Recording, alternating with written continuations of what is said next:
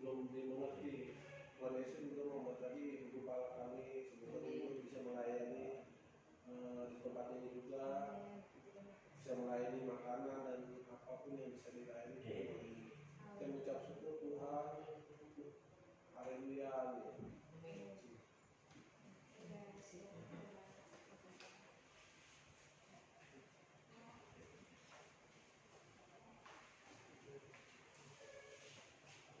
Shalom.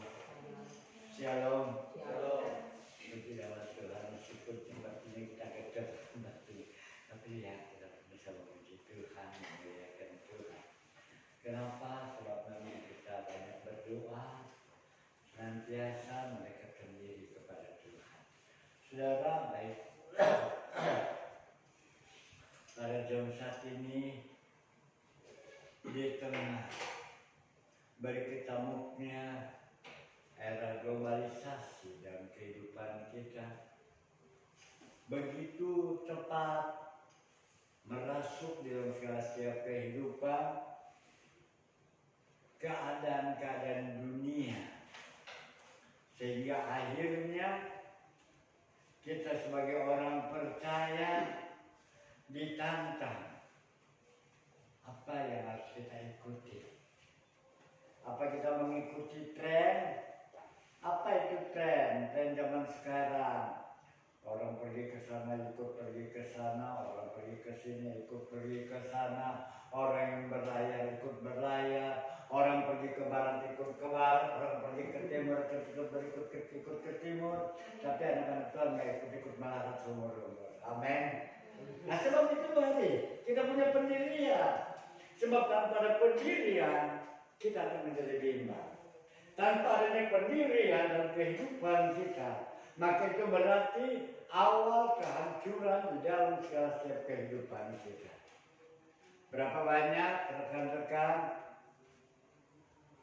seringkali kalau mereka memancing dengan saya sudah bilang, kalau kamu lompat ke perahu, jangan kamu takut terbalik. Kamu langsung lompat 2 kaki ke sana, atau dengan cepat langkah kaki kiri, cepat-cepat kanan pindah ke perahu satu. Tapi kadang-kala karena takut dia ingin ke satu air goyang ada berembus ya jatuh ke laut. Nah sebab itu dalam kehidupan kita jangan bimbang. Sebab Yakobus juga berkata mereka yang bimbang mereka tidak akan pernah mendapat apa-apa dari Tuhan. Bagaimana bisa Tuhan memberikan orang yang bimbang? Ntar berharap pada saya katanya, nanti berharap pada yang lain. Ya udah biarkan saja. Akhirnya kejemur. Sama seperti kita naik perahu dengan 2 perahu. Nah demikian dalam kehidupan kita pada saat ini. Di tengah globalisasinya dunia ini, di tengah berketemukan modernisasi yang luar biasa, begitu cepat. Sampai anak-anak kecil pun, anak-anak belum juga SD, sudah bisa kata cinta-cintaan, luar biasa. Coba bagaimana kita sebagai orang yang percaya cinta kepada Tuhan. Bagaimana kita percaya kita sudah sekian tahun kita ikut Tuhan.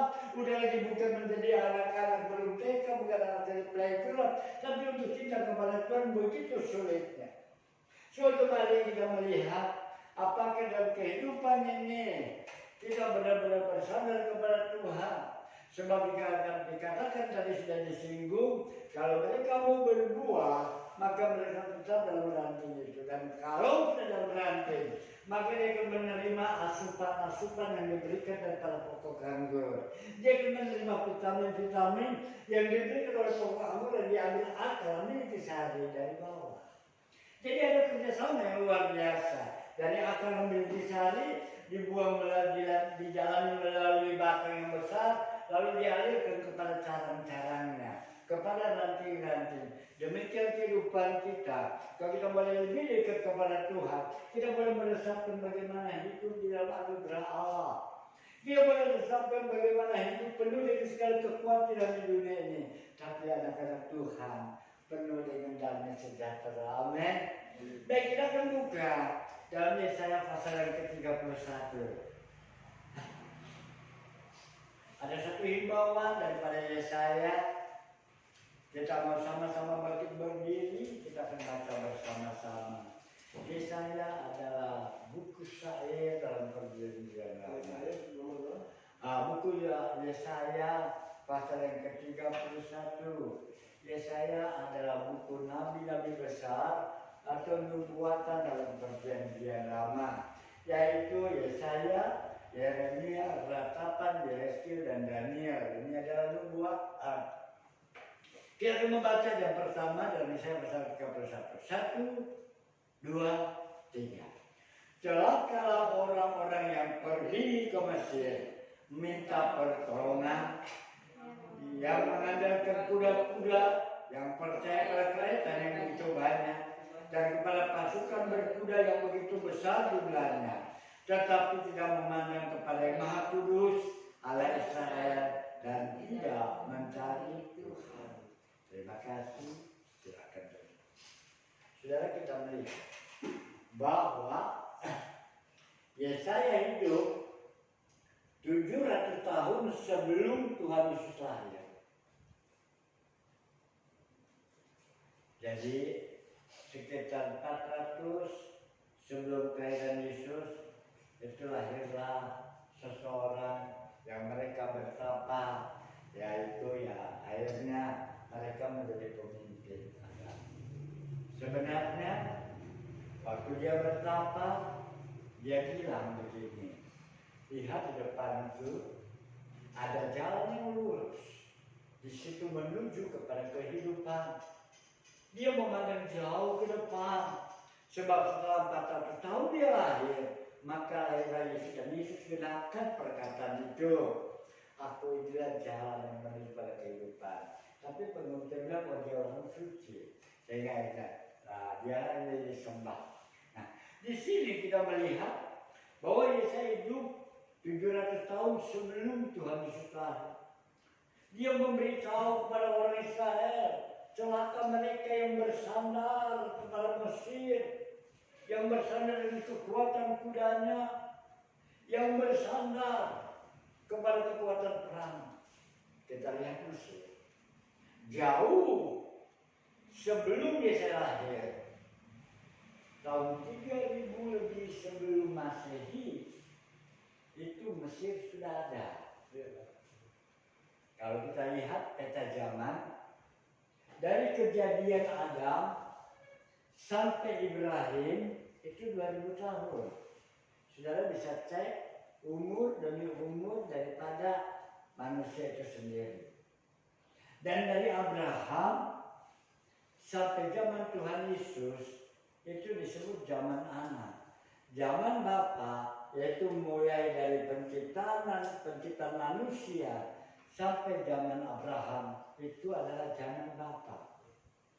Dan 2000 tahun kemudian itu zaman anak, yaitu jam dari Abraham sampai ke zaman Tuhan Yesus. Itu sebabnya 1400 tahun sebelum Tuhan Yesus lahir, turunlah itu hukum Taurat. 600 tahun, 6 abad setelah zaman Abraham, mereka keluar dari Mesir. Lalu dari zaman Tuhan Yesus sampai sekarang, ini disebut zaman anugerah atau zaman Roh Kudus. Jadi kita melihat bahwa Mesir ini sudah ada sebelum Abraham lahir.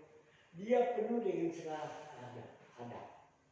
Dia begitu mengerti tentang tata sopan santun.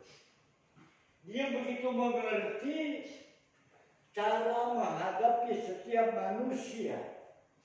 Dan dia juga begitu paham tentang ilmu politik. Itu sebabnya dia sampai kuasai itu yang namanya delta Mesir. Pertemuan sungai, 2 cabang sungai pertemuannya, dan tembus ke Laut Merah, dan juga yang disebut terusan Suez. Itu delta. Luar biasa. Dan itulah mereka begitu menguasai keadaan perang. Tetapi juga mereka tahu sopan santun. Kalau kita membaca Dalam Yesaya pasal yang ke-20 ayat yang keempat. Saya akan bacakan kepada saudara Yesaya pasal 20 ayat yang keempat. Maka dengan jelas di situ dikatakan Yesaya pasal yang ke-20 ayat yang keempat.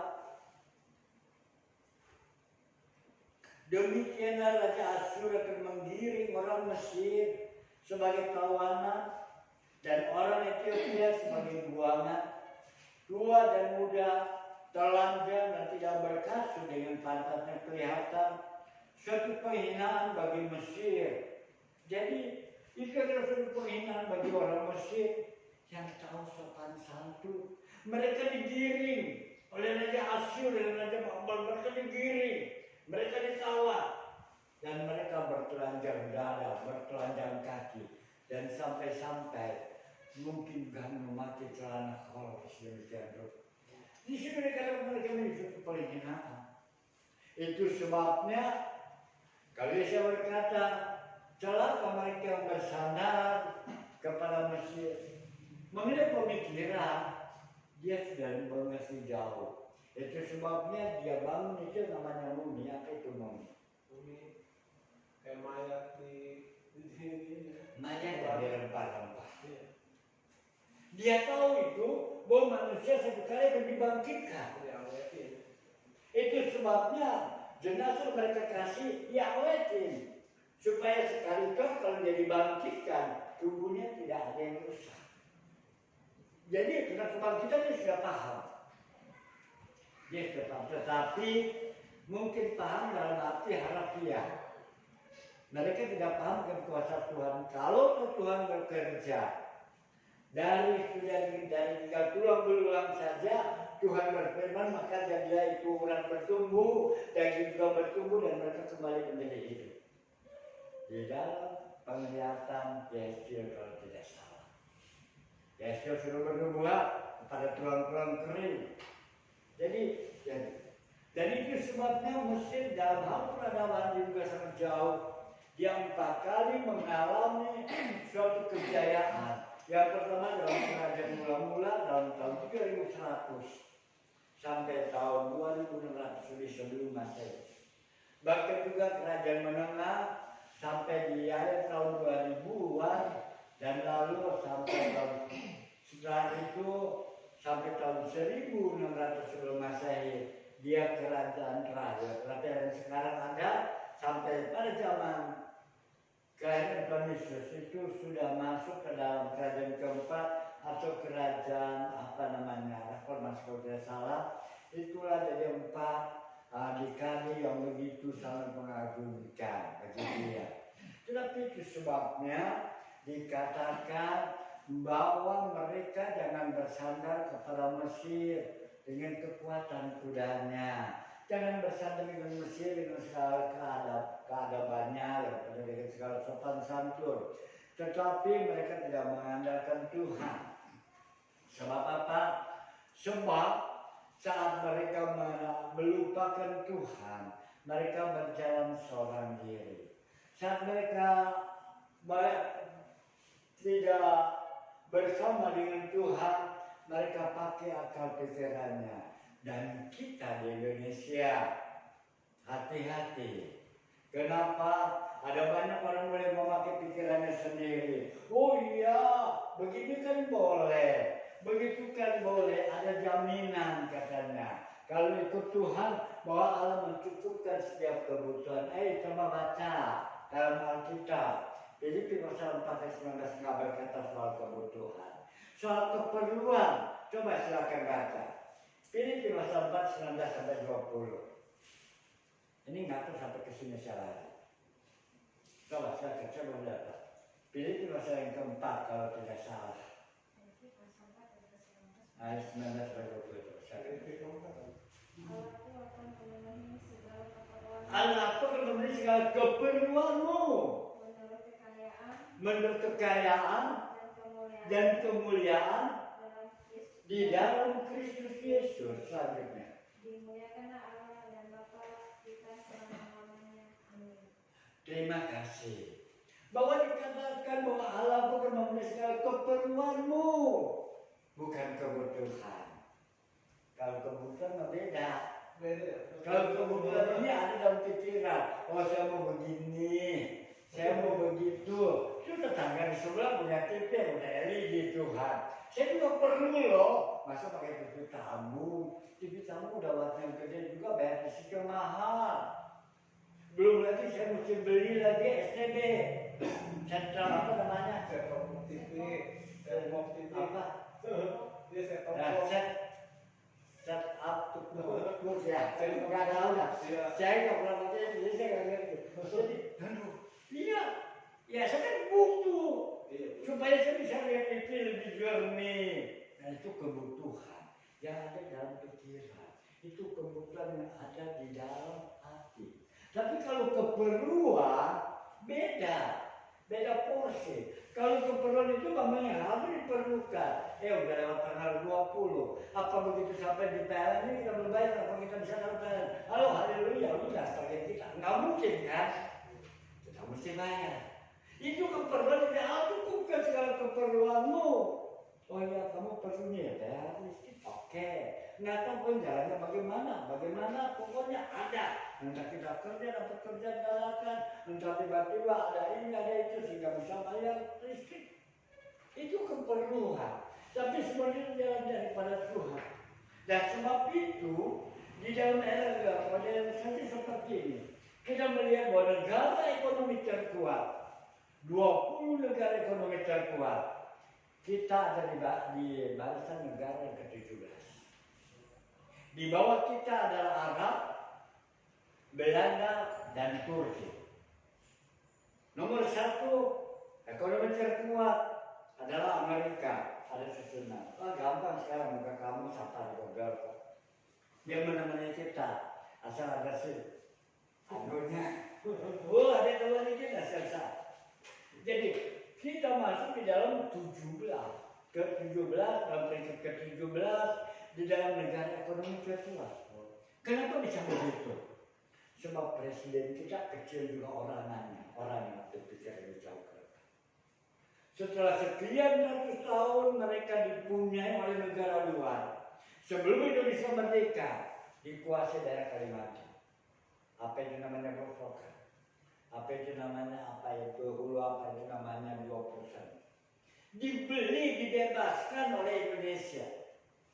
Orang luar silakan hengkang. Direbut, meskipun ada harga yang dibayar. Sehingga akhirnya itu dikelola BUMN. Maka pemimpin luar udah ngeri-ngeri pada Pak Jokowi. Kecil juga orang yang nyalinya barangkali nggak kelihatan. Waktu di Timika, kita dapat hanya di bawah 10%. Kalau tidak salah 7% atau 6%. Dari seluruh saham. Semua kalau keuntungannya 150 triliun. Itu kita cuma dapat antara paling kali sekitar 10 triliun. Tetapi ini ada penambahan emas. Berani ambil sampai 52% saham itu. Gunung emas yang ada di Timika. Saudara, begitu luar biasa. Itu sebabnya Indonesia bisa ambil alih. Apa maunya pusat Timika? Kita masih punya suara, sebab kita 52% pegang oleh Indonesia. Dan semua itu diatur oleh Indonesia dan keuntungan dari BUMN 100 triliun lebih satu tahun. Bagaimana negara lain bisa hal begini? Pertanyaan pun demikian rupa. Ini adalah membuat Indonesia ekonomi terkuat dalam barisan ke-17, dalam peringkat ke-17, bahkan juga di dalam negara berkembang peringkat ke-27 dari ke-35 negara. Negara berkembang. Artinya kita di peringkat 27 dari antara ke-35 negara yang berkembang. Betapa luar biasa Indonesia bisa menjadi seperti demikian. Tetapi lalu setelah itu kita bisa tergiur, oh iya begini. Lalu akhirnya kita lagi gak bersandar kepada Tuhan. Kita mulai lagi berjalan dengan pikiran kita sendiri. Oh ya, mau ke sana, oke, mau ke sini, oke, silakan. Bahkan juga pengkhotbah berkata, silakan engkau anak muda, mau kemana engkau berjalan. Mau bagaimanapun engkau berkata-kata, tapi ingat, setiap perbuatanmu akan dibawa ke dalam pengadilan. Itu sebabnya Allah memberikan kita kebebasan, sebab hak asasi nggak pernah diambil oleh Tuhan. Amin. Dan dia berikan kita kebebasan. Tetapi ada imbasnya. You turut akan aku, kata Tuhan. Hidupmu penuh dengan segala berkat. Tapi kalau kau tidak turun dengan aku, maka itu berarti kutukan imbasnya kepada kamu. Jadi sebab cuma sebagai orang-orang yang percaya, kita belajar mengandalkan Tuhan. Kita belajar untuk hidup sejalan dengan firman Tuhan. Satu kali, kalau kita melihat waktu zaman Abraham, sebelum Yusuf menjadi raja muda di Mesir, itu sudah selisih hampir 400 tahun. Karena apa? Karena pada zaman Yusuf itu antara tahun 1900 sampai tahun 1800 sebelum Masehi. Jadi dia berhitung berjalan mundur. Tapi pada zaman Abraham itu 2000 tahun lebih sebelum kelahiran Tuhan Yesus sebelum Masehi. Jadi waktu itu Abraham di padang gurun, dia itu penuh dengan segala kelaparan. Mereka dengan ini di Mesir ada banyak makanan. Mesir sebenarnya nggak pernah kekurangan, tapi memang rencana Allah sehingga diberikan itu kelakaran, diberikan itu gandum pada mati, nggak bisa berbuah, kekeringan yang luar biasa, sehingga terangkatlah Yusuf menjadi raja muda. Pertama dia menjadi penasehat. Jadi pada saat itu Yusuf belum lahir, Abraham berpikir kalau kita di padang gurun, kita juga nggak dapat gandum. Bagaimana kita memakan? Lalu dia kompromi dengan saya. Lalu gembala-gembalanya diajak bersama-sama. Dan sebelum dia masuk ke tanah Mesir, dia bilang pada istrinya, wahai istriku yang cantik, engkau memang sangat cantik.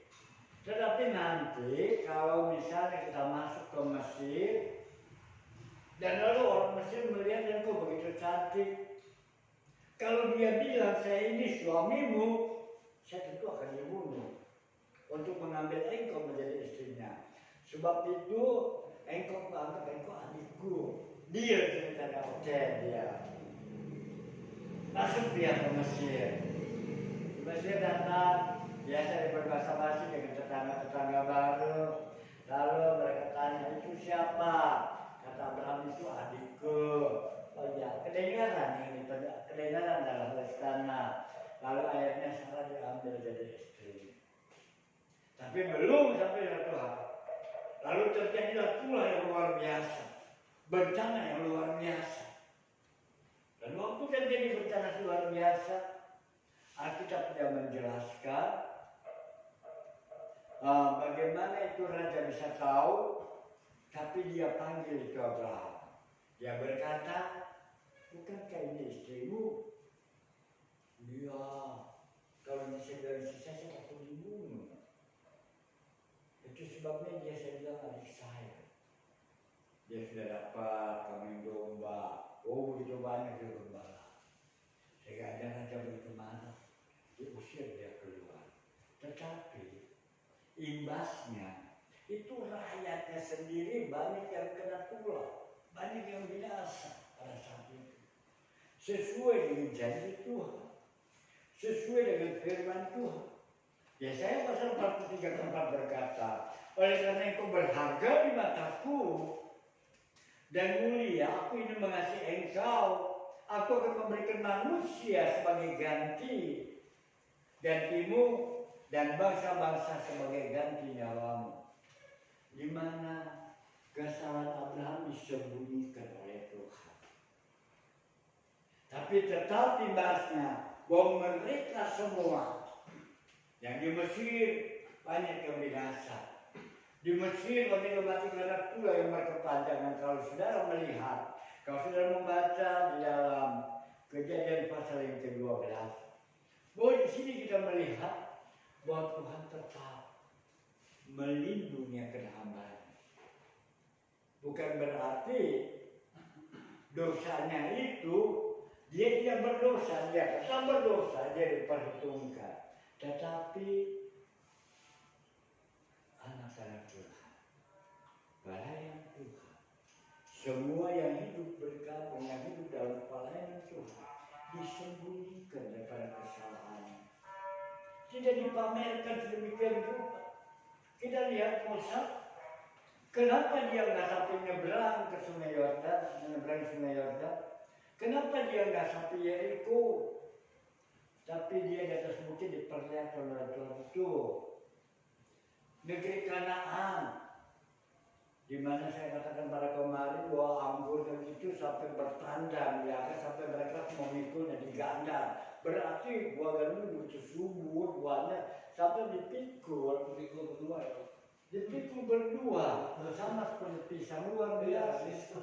Tetapi sebenarnya Musa berdosa ya. Tapi dosanya tidak diberitahu kepada orang Israel. Hanya dibilang kamu telah berdosa, melanggar kekudusanku. Kenapa? Sebab saat orang Israel begitu marah-marah kurang air, kamu disuruh sama aku bicara sama gunung. Tapi kamu pukul. Memang hal yang pertama Tuhan suruh pukul itu gunung, dipukul itu air, dipukul itu gunung, air terbelah.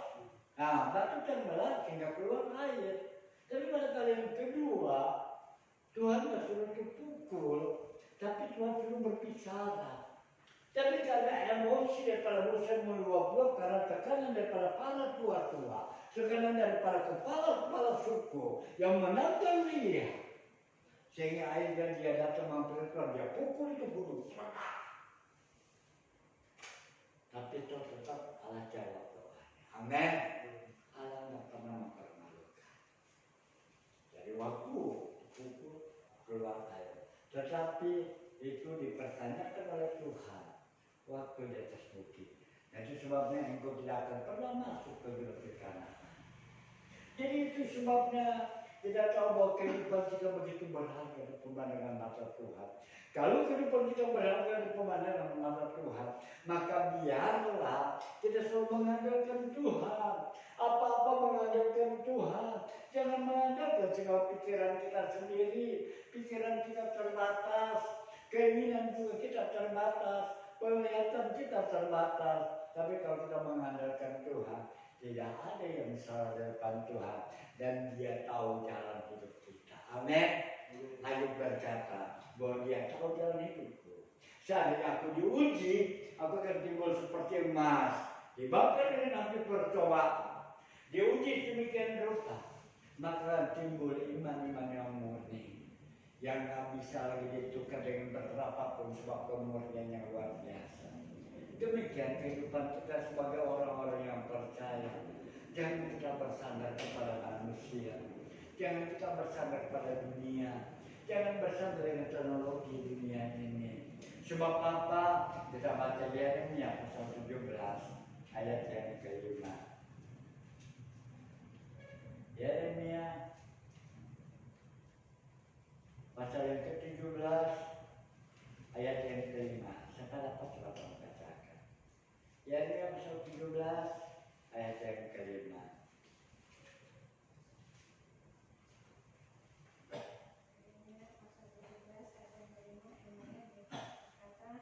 Beginilah firman Tuhan, terkutuklah orang yang mengandalkan manusia, yang mengandalkan kekuatannya sendiri, dan yang hatinya menjauh daripada Tuhan. Amin. Terkutuklah pada Tuhan orang yang mengandalkan manusia. Jangan kita pikir dia kaya, dia begitu hebat, dia begitu dermawan. Tak akan menjadi ada artinya kalau kita bersandar manusia. Berapa banyak orang dengan segala kepadanya pergi ke luar negeri, tetapi berapa banyak mereka dengan membawa ijazah, Ternyata di perjalanan mereka sudah sampai di Indonesia pulang. Sebab itu kita dilarang untuk mengandalkan manusia. Siapapun mereka, apapun tingkatan, apapun segala jabatan, sebab apa mereka terbatas jua adanya. Itu sebabnya dengan jelas beginilah firman Tuhan. Terkutuklah orang mengandalkan manusia, yang mengandalkan kekuatannya sendiri, dan yang hatinya menjauh daripada Tuhan. Hati kita harus selalu dekat kepada Tuhan. Jangan bersandar dengan segala kemampuan orang lain. Jangan bersandar dengan segala kebiasaan orang lain. Tapi kita boleh bersandar kepada Tuhan. Dan Dia akan memberikan kita kemampuan. Dan jika kita menjadi mampu, dan jika kita menjadi kuat, maka dalam Yesaya pasal 17 ayat yang ke-7. Yesaya pasal 17. Nah, Yeremia pasal yang ke-17 ayat yang ke-7. Maka dia berkata, Yeremia pasal 17 ayat ke-7 berkata, yaitu diberkatilah orang yang mengandalkan Tuhan, yang menaruh harapannya pada Tuhan. Ia akan seperti pohon yang ditanam di tepi air, yang merambatkan akar-akarnya ke tepi batang air, yang tidak mengalami datangnya panas terik, yang daunnya tetap hijau, yang tidak khawatir dalam tahun kering, dan yang tidak berhenti menghasilkan buah. Luar biasa. Ia juga berkata, diberkati mereka yang mengandalkan Tuhan. Jangan kita tergiur dengan keadaan dunia ini. Jangan kita tergiur dengan segala apa yang dikatakan orang. Sebab kita itu bukan dengan kata orang, tapi kita dengan katanya Tuhan. Amin. Matius pasal 44 berkata bahwa manusia hidup bukan dari roti, melainkan dari perkataan yang keluar dari mulutnya. Sebab itu mari kita bersandar pada Dia. Mari, jangan mengandalkan manusia. Sebab kalau kau mengandalkan manusia, kau sudah kehilangan berkat-berkat Allah. Kalau kau sudah mengandalkan manusia, mengandalkan dengan segala kekhawatiran kita berpikir begini begitu, maka kita sudah kehilangan berkat-berkat Allah. Ada banyak saat ini mereka menukar hak kesulungannya hanya karena semangkuk bubur kacang. Kita lihat Yusuf, kita lihat Esau, pulang berburu, syukur tuannya mati. Itu kalau orang Manado atau apa namanya tusuk kacang merah itu dimasak dengan daging dua. Aku laparnya aku ini. Mau kata apa sih? Tadi itu nih, wah itu antisnya enak aja, tukar. Ya semua berpikir aku bertukar. Apa panah? Nggak mungkin lah, ini pencarian saya untuk berburu. Hanya yang aku bilang, jual hak kesulunganmu. Hak kesulungan. Apa itu? Sebentar juga aku mati. Aku di Padang berhadapan dengan mereka bos. Udahlah, nggak masalah itu mah. Makan dia makan. Tapi hak kesulungannya udah. Itu sebabnya waktu aku boleh berkati, aku tidak salah. Sebab saksinya adalah ibunya itu yang pernah dengar perjanjian dia. Tapi karena dia dianggap bersalah oleh Esau sehingga dia dibunuh. Dan dia pun lari ke Mesopotamia. Demikian kehidupan kita saat ini. Jangan kita jual hak kesulungan karena semangkuk bubur kacang merah. Mari kita boleh tetap beribadah. Kita tetap setia. Kau boleh meninggalkan gereja kalau gereja sudah terkunci rapat-rapat tidak ada ibadah. Kau boleh meninggalkan gereja kalau memang tidak ada yang melayani.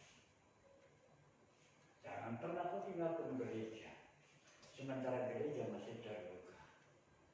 Jangan pernah kau meninggalkan gereja hanya karena masalah-masalah sepele. Sebab apa? Yang menjamin kita dalam Tuhan mendengar suara Tuhan. Amin. Dan suara Tuhan ada dalam gereja. Sebab itu mari di mana kita boleh hidup, di mana kita boleh bersekutu, di mana kita boleh bertumbuh, di situ kita wastia. Bagaimana kalau Tuhan tidak ada? Kita dukung di dalam doa. Ini pesanku. Itu sebabnya Rasul Paulus berkata, tetaplah berdoa. Jangan karena tidak ada orang kita mulai tinggalkan gereja.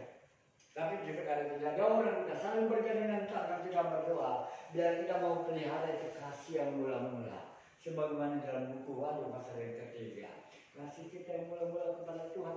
Mari kembali kita berhidupkan kembali kasih yang mula-mula. Sebab apa? Sebab saat kita mengandalkan Tuhan, kita mengasihi kepada Tuhan, kita merasakan berkat kekuatan daripada Tuhan.